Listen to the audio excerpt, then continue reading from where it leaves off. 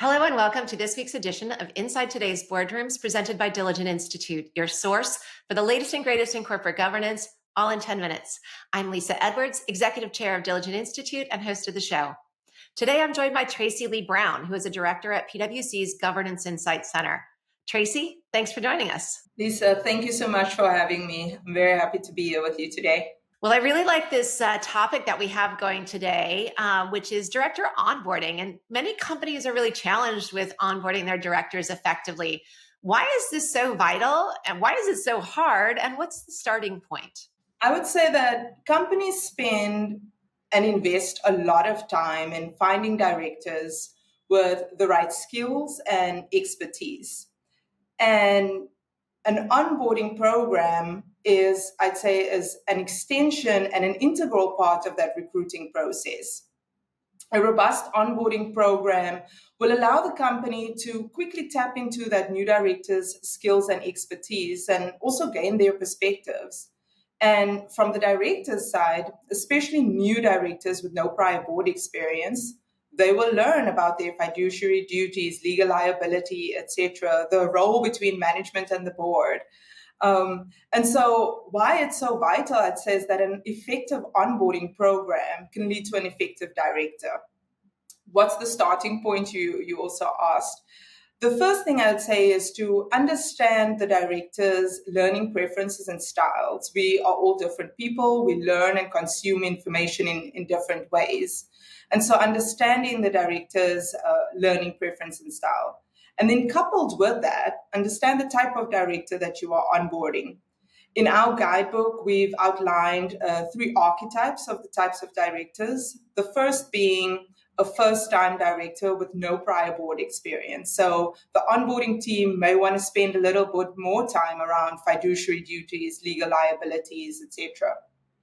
The second archetype is an experienced director. And then the third archetype that we've identified are activist directors or designees, and they may need additional information as well.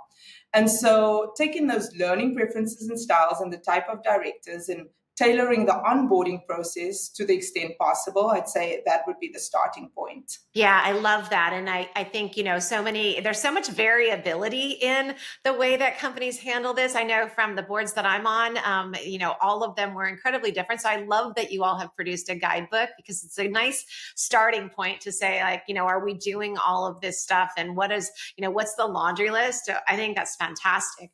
When you look at that onboarding process, what are the critical buckets of information that should be covered during the onboarding process? Sure. So we've identified 3 buckets. And of course, in our guidebook, we go into more detail. But the first bucket being the corporate overview. This will cover things like the mission and the history of the company. In addition, organizational structure, leadership structures. The second bucket is strategy, which is obviously a big part of the board's oversight role. But the strategy will include discussions around financial performance and condition, risk management processes, investor relations, and even the regulatory environment and how that impacts the company's strategy. Of course, there are other topical items such as cyber, AI, sustainability that also impact strategy that will also make its way through the discussion in the onboarding process.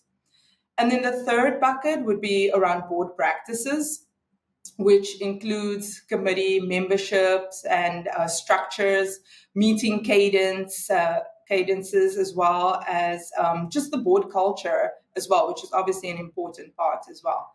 And so I, at a high level, quickly covered those buckets, but in our guidebook, we do go into detail on each of those buckets. That's great. I think that when we talk to directors and engage with them, we just had this next gen board director summit, which is largely newer members to boards. So in that sort of bucket of first time board members that you talked about when you talked about your categories, and they talk about that there's challenges to this that fall into 2 categories for them. One is how do you create relationships with the board that build trust and respect, and really how do you get to know these people that you're going to be working with for the next decade when you're only engaging, in person a couple of times a year.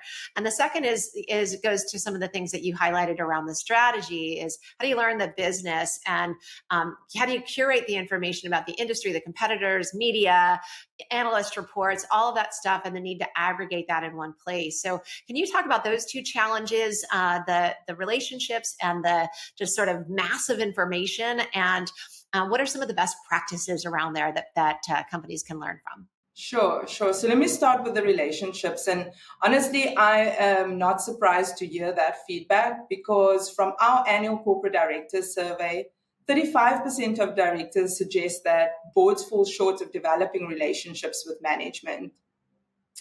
As part of the onboarding process, the new director will be meeting with various people inside and outside of the organization. What contributes to the challenge, I'd say, is when these meetings are treated more like a check the box exercise rather than tapping into the value they can bring. By engaging with senior management and employees throughout the organization, the director can gain an understanding of the company's challenges as well as its strengths. And through these conversations, the director will be able to build relationships, enable trust, and create an open line of dialogue as well. I'd say those are some of the things to consider around relationships. And then when we think about learning the business, I'd say it will definitely take some time, especially for directors with no prior industry experience. And to stay abreast of industry matters that impact the company, we've seen many companies that bring together on a daily basis some news clips, significant news clips, and they prepare that in a consistent manner that's easily digestible for the director. So that's one tip. We've also seen some companies collect analyst reports on a quarterly basis and sharing that with directors. My tip for new directors would be ask the company, what are your methods that you are using to keep the board abreast of recent developments? Yeah, I think that's a great idea. I think one of the things that somebody mentioned on one of my boards was, hey, can I go through the onboarding again when somebody new starts?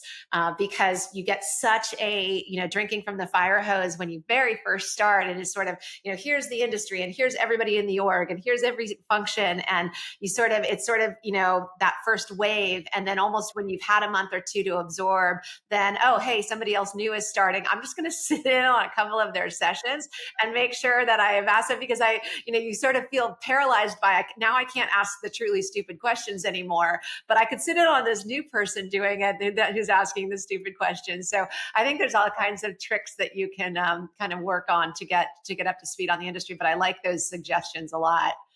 As you think about the work that you all did on this report, what are the, 2 or 3 key tips or takeaways that you want to highlight on the report so that, as people go through it, they can make sure that they sort of hone in on? Sure. So we've actually sprinkled some tips throughout the guidebook for both the onboarding team as well as for the new director.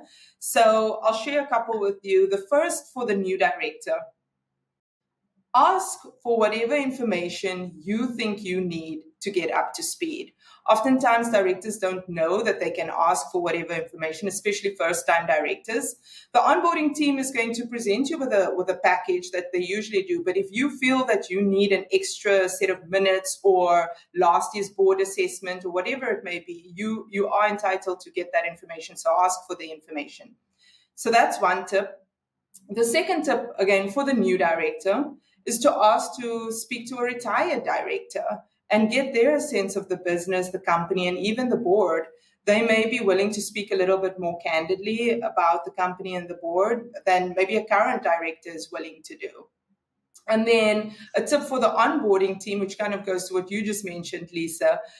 We suggest 6 months down the line after starting that onboarding process, check in with the new director and assess their acclimation to the board and determine whether they need additional information to help with that foundational knowledge, or whether there's been any informational gaps that have been identified that the team can help them with.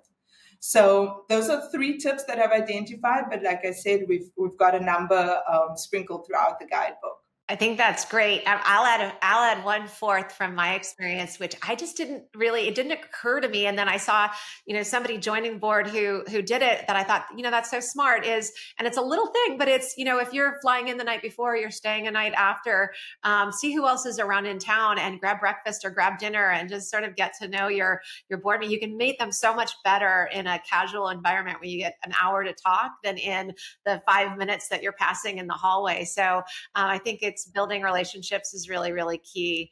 Well, unfortunately, we could go on all day about this. Unfortunately, that's all the time that we have. Thank you so much, Tracey, for those tips. For those people who want to dig in, which I hope is everybody, to learn more about this, where can they go? Is it on the PwC Governance Insights Center website? That's correct. That is correct. And you'll find the guidebook there. Yes. That's great. So there's a wealth of information there, among which is this report. So that is it for today. Thank you so much, Tracey-Lee, and thank you everyone for listening.